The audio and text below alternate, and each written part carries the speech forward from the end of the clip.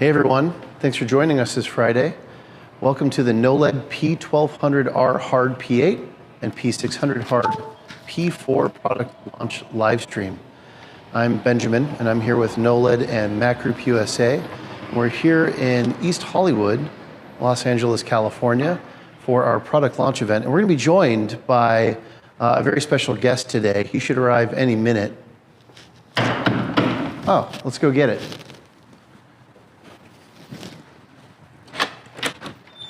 Oh, hey. Hello, my friend. Ryan, come on in, man. Ben. Great to see you. Great to meet you. This is NOLED House. That's right. So here in East Hollywood, California, this is where we run a project very special to us. It's called the NOLED House of Light, and Terraform is the home base for it. Exciting. It's a place where we can invite cinematographers like yourself, talented DPs, lighting professionals, and filmmakers to come and learn more about the NOLED lighting technology. But today, we're here for a very special product launch event, the P1200 Hard P8 and P600 Hard P4. And let's open it up with a little sizzle reel from the factory.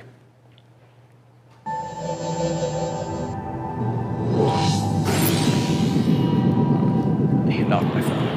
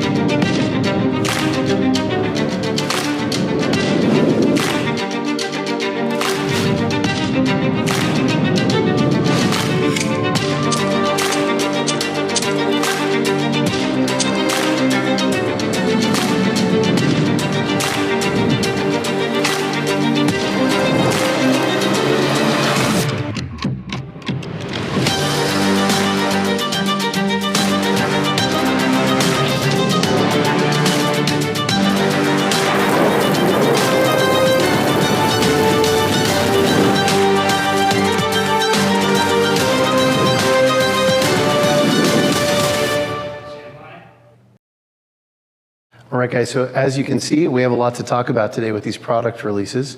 But first, let's learn a little bit about my companion here today, Ryan Kao. So Ryan, what are you up to? How's it going, guys? My name's Ryan. I'm a commercial cinematographer here based in Los Angeles. I've been a DP for the last 8 years, working here in Los Angeles for the last 4 years or so. I've had the privilege of working with brands like Adidas, Lincoln, Nike, DJI, Mercedes, kind of you name it. But I'm super honored to be here on behalf of NOLED to talk about this exciting new lineup with Ben. Kind of a fun fact, Godox was actually one of my first lighting brands that I had ever purchased when getting into video back, 10 years ago. So it's kind of a fun and exciting full circle moment to be here and talk about some exciting new technology with you. Cool. Well, I'm excited to go through these new NOLED product launches, some of the features, delve down a little bit, and have your perspective as a cinematographer out in the field, but how these features could be useful to you and our other clients out there watching. Yeah, absolutely. As I mentioned, we're broadcasting here live from Hollywood, California at Terraform LA. Terraform is NOLED's home base here in Los Angeles, where we run our House of Light project. This is a place where lighting professionals, cinematographers can come and experiment with the lighting technology that NOLED is bringing to the market. And really, it's an exciting day to have two new products here amongst all the other tools people can come and learn about here. So let's take a look at these two new lights. Perfect. To my right, we have the big one. This is the 1x2 foot panel, the P1200 Hard P8. This is an incredibly high output instrument. And we have to my left, its little brother, the P600, which is a 600 watt light instrument, as opposed to the 1200 watt light instrument over here, which has the designation Hard and P4. We're going to talk more about what P8 and P4 means a little bit later today. Sure. These two products have been released to really solve a need that the most professional cinematographers need. And it's a super high output lighting instrument. And there's a lot to talk about there.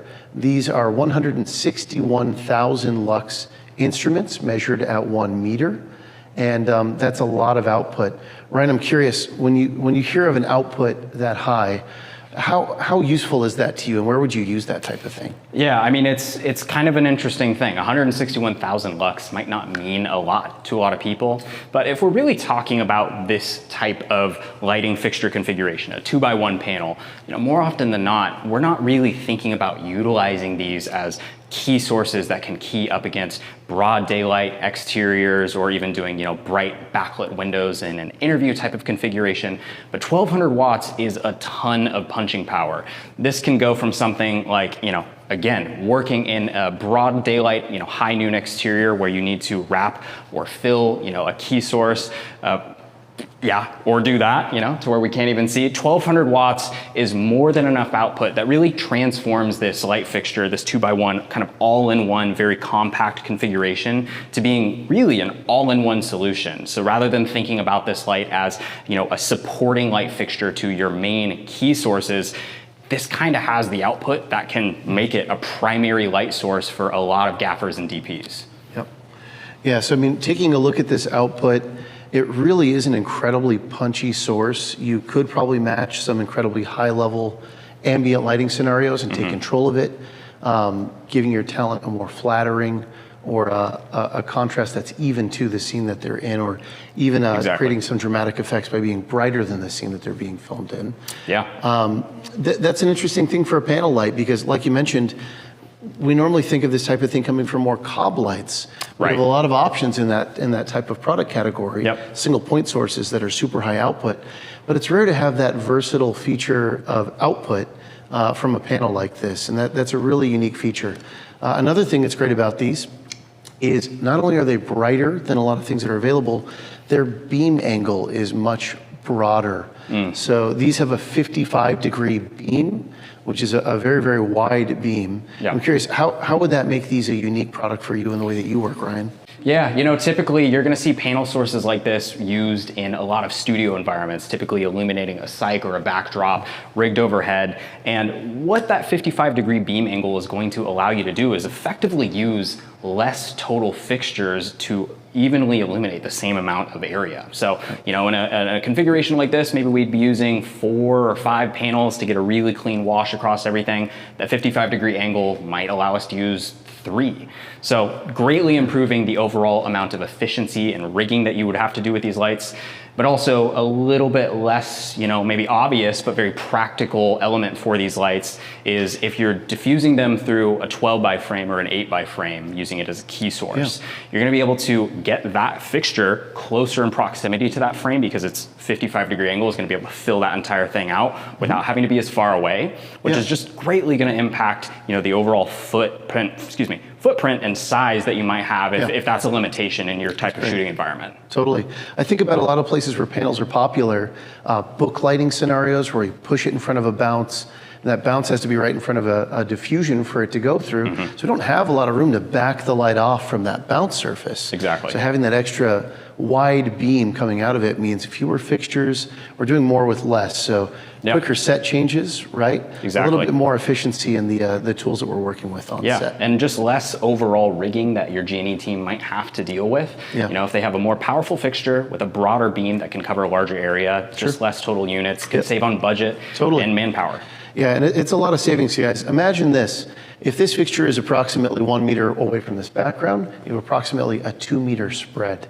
So it's really a lot of light moving out into both angles that you're going to take advantage of, especially in those overhead scenarios. So panels are really popular for space lighting huge stages. It's not uncommon to see lights like this rigged every few feet, 5, 6 feet, another panel. With that extra wide beam, you can get away with fewer. And with that extra output, you're not missing the T-stop range you need to get that high level of illumination for the image quality we need in our projects. Yeah, absolutely. Yeah. So today I'm controlling these lights with this iPad, and I'm running our NOLED iPad app. The NOLED app is really, really powerful because it can work with a TimoLink CRMX antenna, this little guy here, a little ad hoc Bluetooth connectivity, and then send out a totally reliable professional CRMX radio control to these lights. These both have CRMX protocol built in. And that's going to be rock solid even on sets with a lot of interference.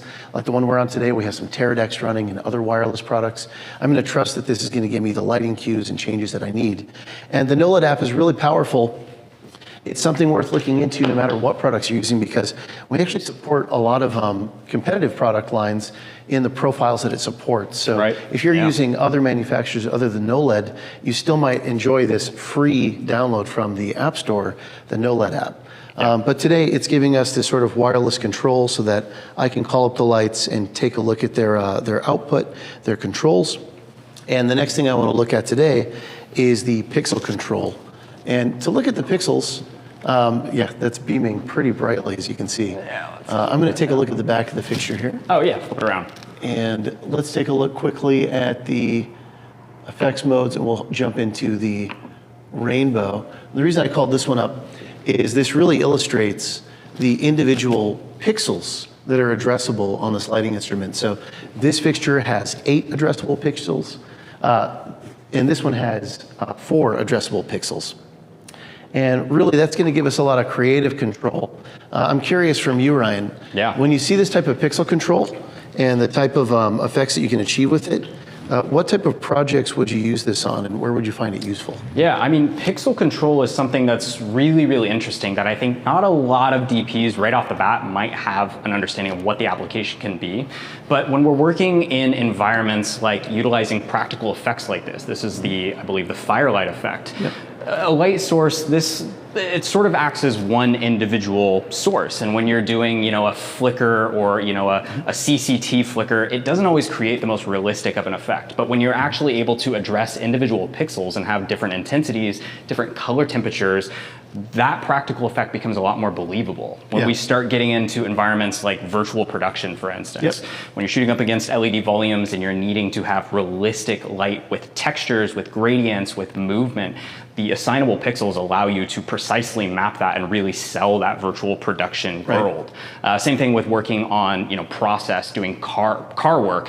When you're rigging, lights traditionally, if you need to get overhead, passing street lamps or, different light sources like neon signs rolling by, when you see that sort of reflection on talent's eyes and face, traditionally grip and electric teams are rigging the craziest, spinning stands that A, adds time, and B, budget, and also safety concerns. Oh, totally. So having a source that has addressable pixels, being able to rig these in various configurations and create that movement digitally, it's a really, really powerful tool that I think a lot of teams are going to be able to benefit from. Totally. From great examples, having that process effect, virtual production where we need that object-based lighting to perfectly emulate that background that we're trying to blend our talent into. It's a really powerful feature for those types of usage cases.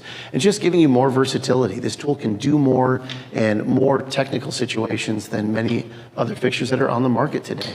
The other things I want to talk about, control on this light. We have a lot of different professional protocols available, DMX, RDM, Bluetooth, CRMX, as we're using now, as well as app-based control through Bluetooth.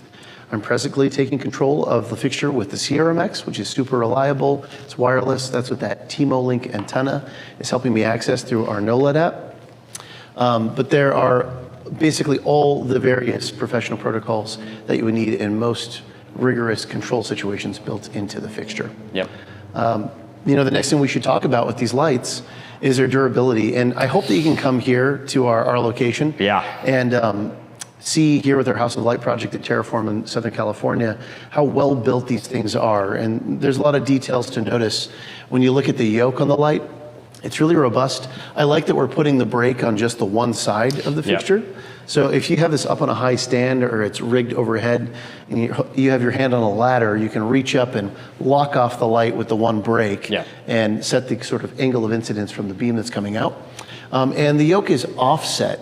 So the light is coming out towards me, which lets us achieve these more downward angles of incidence. If you want to loosen that for me. Yeah, of course. Lock that off. So without having additional rigging, and arms and things like that, we'll be able to get that sort of downward light. So they're getting that from a lot of feedback from talented gaffers working on set.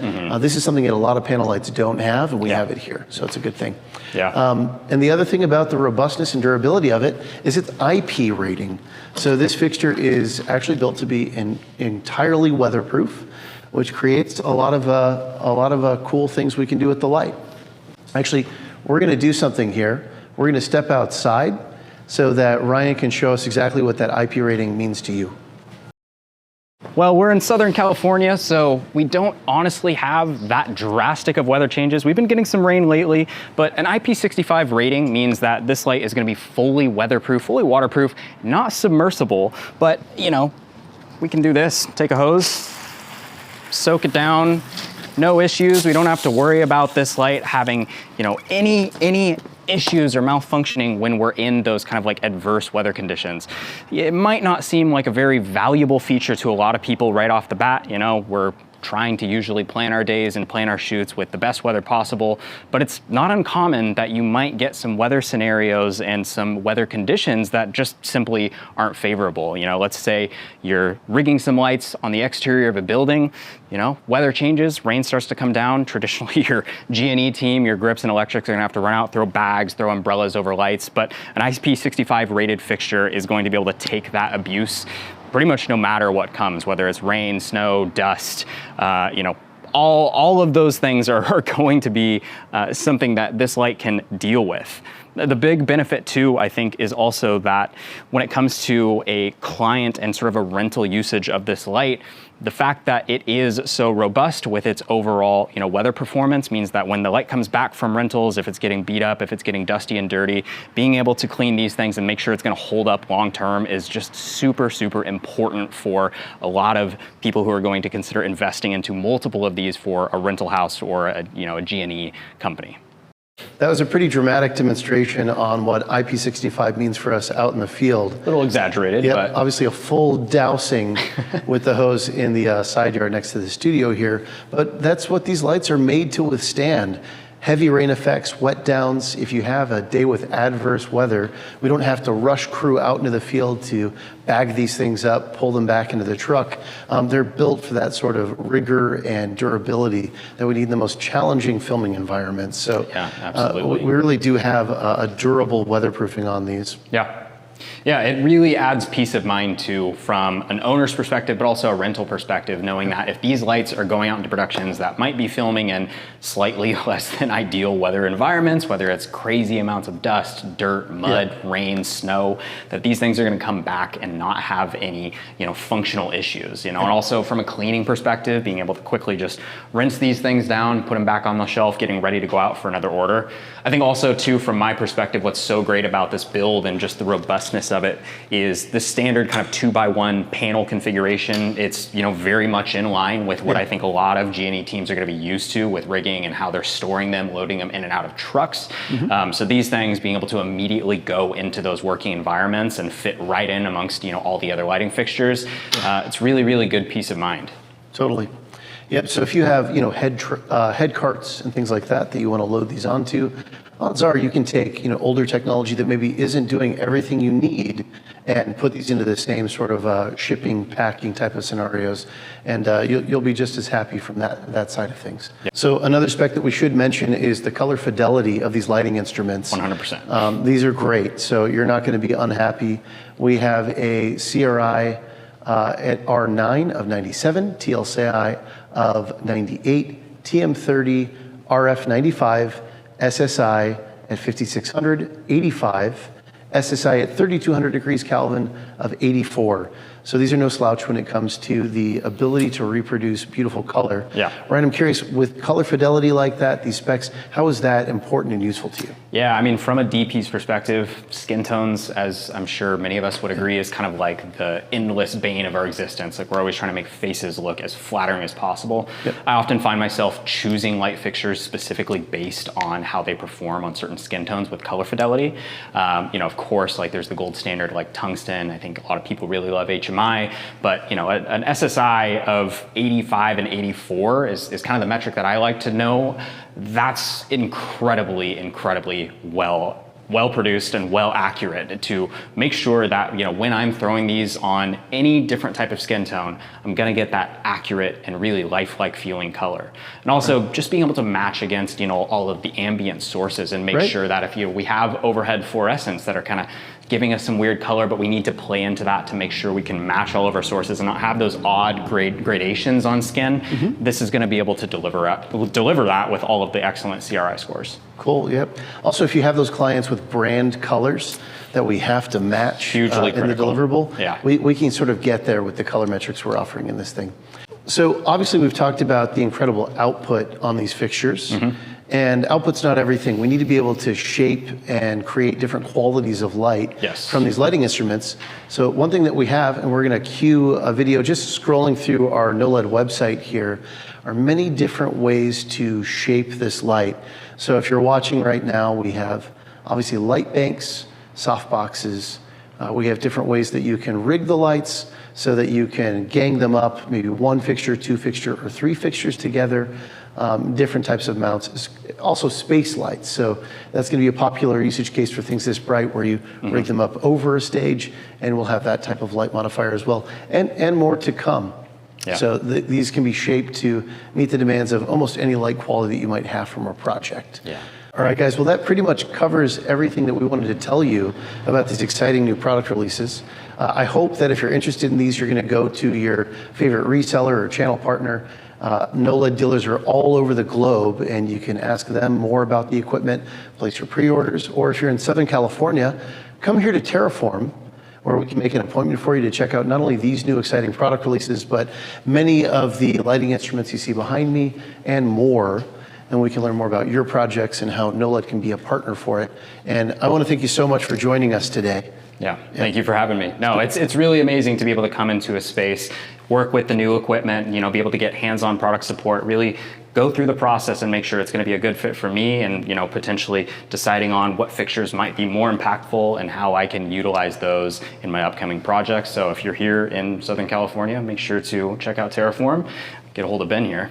Yep, that's great. And we can't wait to see what our content creators, cinematographers, filmmakers, DPs do with these tools. That's really what we're here for. It's our passion for film, our passion for content creation. And just know that we have a great team here behind the NOLED product. We have your support, not up until the day that you purchase it, but the day after. We have service centers all over the US now. It's a great part of Mac Group joining the support of the NOLED brand, is that there are many places that can repair and keep your gear up and running. So, you know, hopefully you guys will learn how much we're here for you, and we can learn more about what you guys are doing out there with the incredible imagery we expect you to make with these new and exciting tools. On that note, have a great night. Enjoy your weekend. Thanks, everyone.